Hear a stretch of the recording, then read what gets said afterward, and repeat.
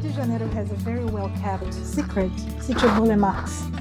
This is a UNESCO heritage site, and it is a little bit far from where most people stay in.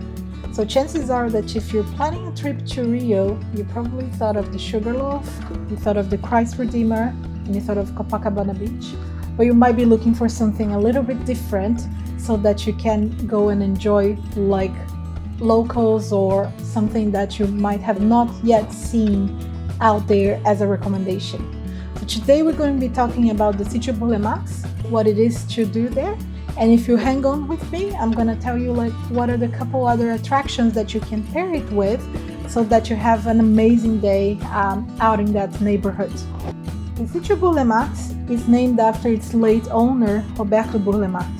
He was one of the most famous landscape architects in the world, and some of his most well-known works are Aterro do Flamengo, which is the place where you go biking on Sundays in Rio, Copacabana Boardwalk, so the famous wavy ones, and then another side of patterns that you can see very well from the air. The Miami Biscayne Boulevard, it looks really nice as well. It's similar to the way that Copacabana is laid down with the tiles and all of that and the patterns. And the Kuala Lumpur City Center, the big park they have in the middle, overlooking the Petronas Towers, that is his work as well. So as you can see, he has worked all over, and this was his house that he lived in until he died. And after that, it became a UNESCO heritage site that you can visit nowadays. Bulemax, besides being a landscape architect, he was at heart an artist, also a painter, a sculptor. So everything he did had that artistic and creative concept within his works. So if you see the gardens in the attractions, you're going to notice that it was made to look like as if it was a painting. So a lot of curves, a lot of compositions. He's very famous for the water features he likes to put in his work. So there is a lot of that as well. And you can also visit his workshop, see his paintings, see all of his other work that is not necessarily landscaping, and get to know a little bit more about him. This is such a beautiful place, especially if you're in Rio and you've seen, like, obviously there is loads of nature around Rio, but there is always that kind of urban twist to it. So if you want something that is a little bit more relaxed environment, in a more tropical environment, I think Sítio Bulemax is an amazing place to visit, because you will be able to see like closed forest and tropical plants that you won't be able to see in Rio, because he brought them in from different parts of Brazil. So a lot of the trees you have there, you wouldn't find it elsewhere in Rio, so you would really need to go there, and they still take care and cultivate those plants. So they will have plants from Asia, plants from the Amazonian forest, which in Rio you will not find, and from other biomes in Brazil. So it's just amazing to see how beautiful they come together.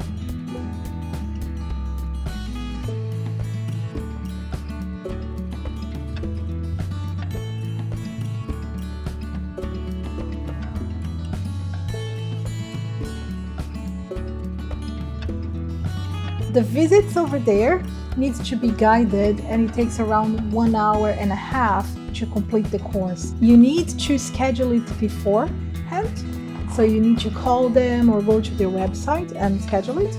Visits are held in both Portuguese and English, but if you do need, they also have audio guides in Spanish.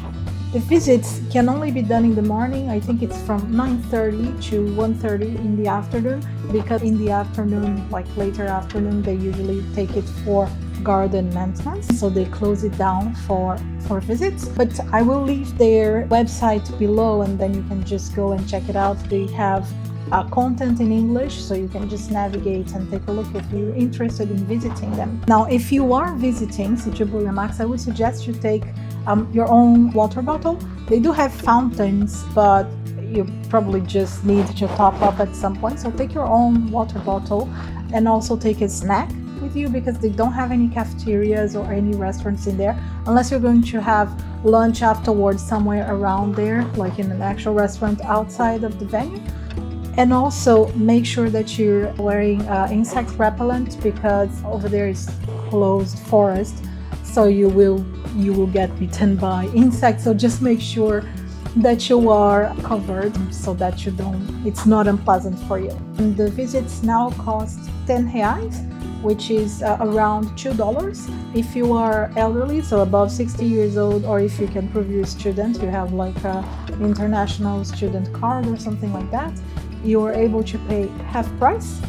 Now, I would suggest that you either get an Uber there, or if you're able, like, you hire a private car that takes you there, waits for you, and then gets you back, because it's quite a ride from South Zone, which is most likely where you will be staying.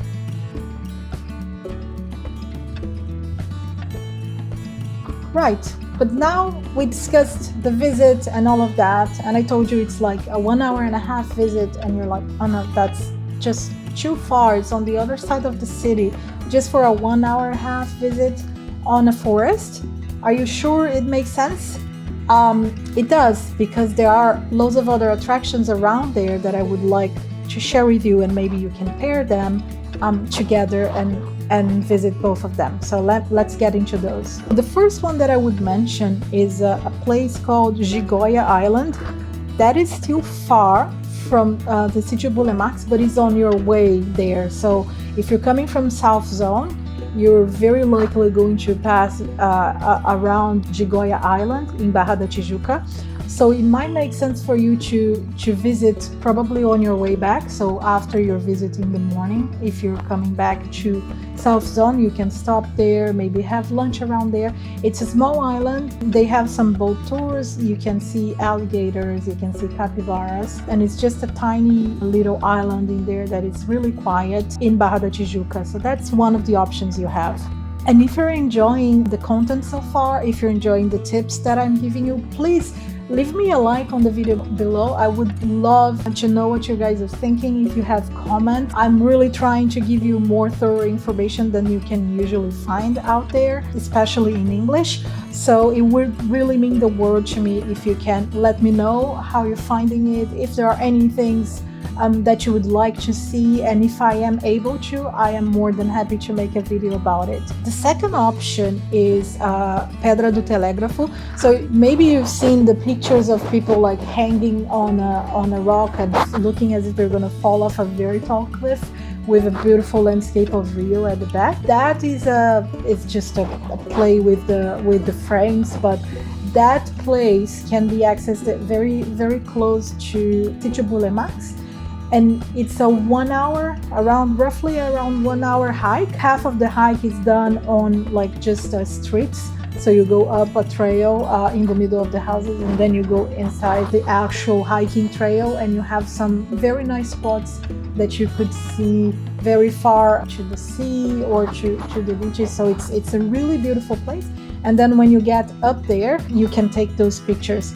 Two things that I would mention. One, the earlier you go, the better, for two reasons.